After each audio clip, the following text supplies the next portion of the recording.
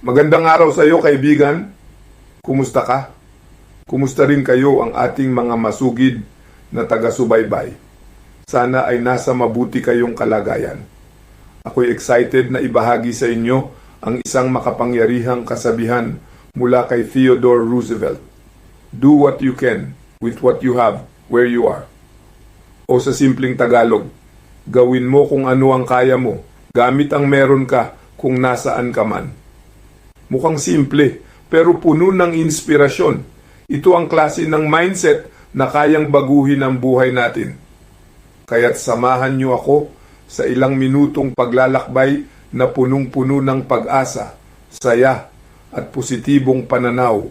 Alam mo ba, madalas tayong natitigilan dahil pakiramdam natin ay kulang tayo. Kulang sa pera, kulang sa talento, kulang sa oportunidad.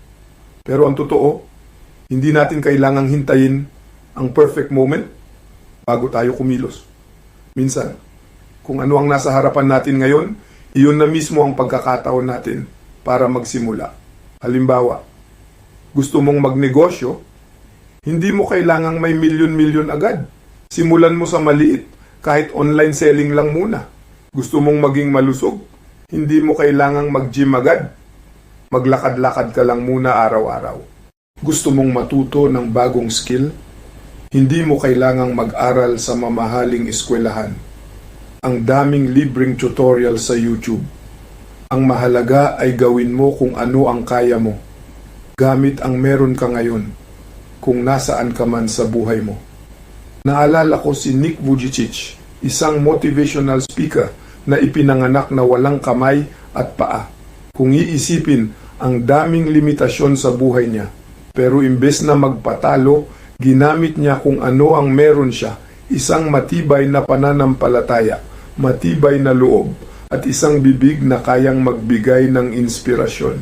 Ngayon, libo-libong tao sa buong mundo ang nabago ang buhay dahil sa kanya.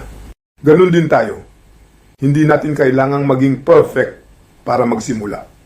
Ang kailangan lang natin ay gawin ang kaya natin ngayon. Ngayon, kaibigan, itanong mo ito sa sarili mo. Ano ang kaya mong gawin ngayon upang mapabuti ang buhay mo? Ano ang isang simpleng hakbang na pwede mong simulan gamit ang meron ka? Ano ang isang bagay na matagal mo nang gustong gawin pero hindi mo pa nasisimulan dahil naghihintay ka ng tamang pagkakataon? Sabi nga nila, the best time to start was yesterday. The next best time is today. Kaibigan, hindi natin kailangang hintayin ang perpektong sitwasyon. Magsimula tayo ngayon. Kahit maliit na hakbang lang, basta patuloy nating ginagawa. At bago tayo magtapos, samahan mo ako sa isang maikling panalangin. Panginoon, maraming salamat sa araw na ito. Salamat sa lakas na ibinigay mo sa amin upang gawin ang kaya naming gawin. Turuan mo kaming makita ang mga biyayang nasa harapan namin at gamitin ito ng may kasipagan at pananampalataya. Gabayan mo kami sa aming paglalakbay, anuman ang aming kakulangan, anuman ang aming kinakaharap. Naniniwala kaming sapat na ang kung anong meron kami upang makapagsimula. Amen. Maraming salamat, kaibigan.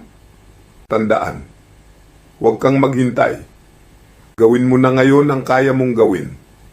Hanggang sa susunod nating kwentuhan.